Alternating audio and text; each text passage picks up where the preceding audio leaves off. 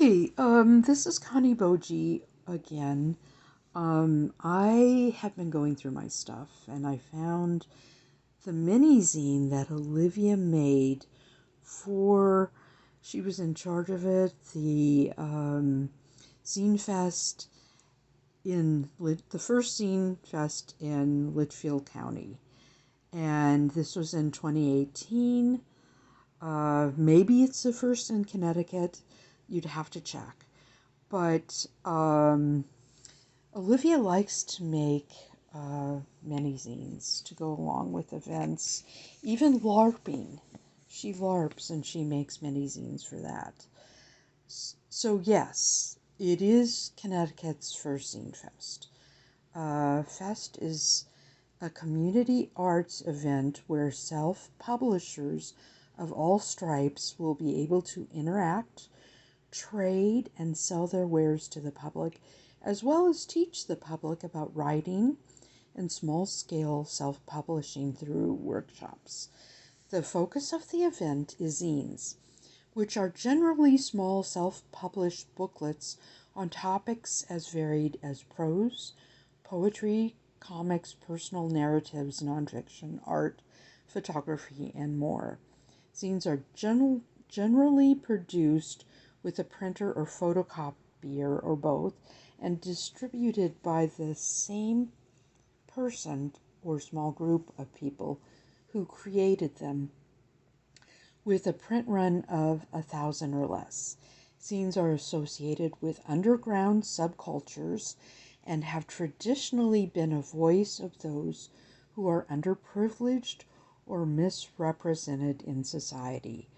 While zines would be the focus of the Zine Fest, artists who create art books, poetry chapbooks, independent comics, self-published books, and handmade journals may also be present. Members of the public should come away from the event with some knowledge of self-publishing and underground subcultures, potentially having added some works by independent artists to their collection. And she gave an address for more information. And I forgot, this is very typical of Zine Fest, is to have workshops going alongside. And they're fun to go to, and you can learn about them.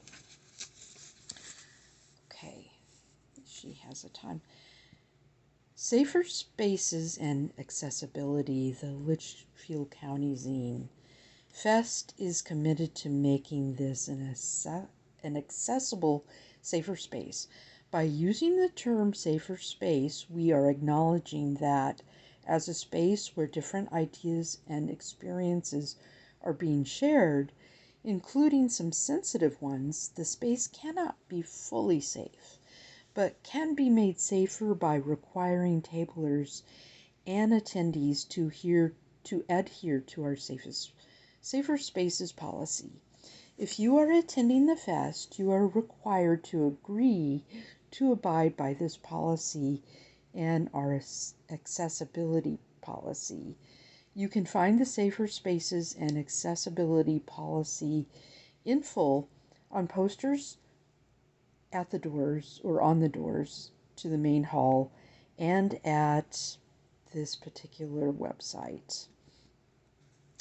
Safer Spaces policy highlights we do not discriminate nor allow discrimination in this space based on anyone's personal identities. While you may take a photo of the crowd at the Litchfield County Zine Fest, you must acquire consent for any close-up photo of a person or their work.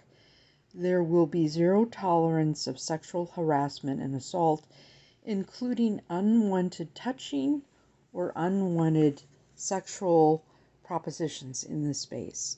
If you or someone else feels unsafe, please contact an organizer and we will deal with your concern as soon as possible. Accessibility policy highlights. The Litchfield County Zine Fest is a fragrance-free space. Please don't come in wearing perfume or other scents. Please no flash photography. This is a sober space. Service animals are allowed and welcomed in this space, but please do not bring any other animals as they could distract service animals from their job. Let's see. Thank you to the supporters, and she lists the people, and she put down also the Railroad Street Youth Project, which is in Great Barrington, which is Massachusetts. And Olivia drew this artwork. She's responsible for the artwork.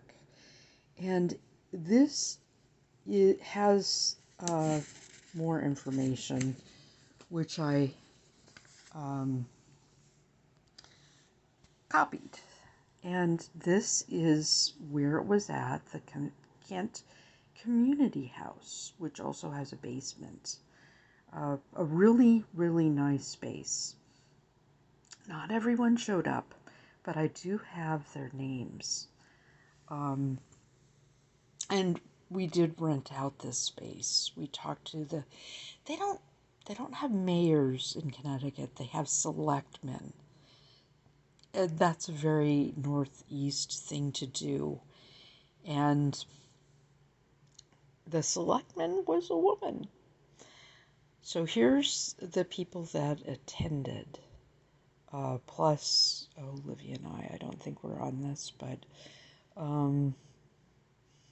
it was fun. It was fun, but it got very hot because we found out that we did not have the key to the room where the air conditioning control was. And even though it was May, it was like 100 degrees in there. So I apologize to the people that went about that. We did have a phone number for a maintenance person, but we just didn't call them soon enough.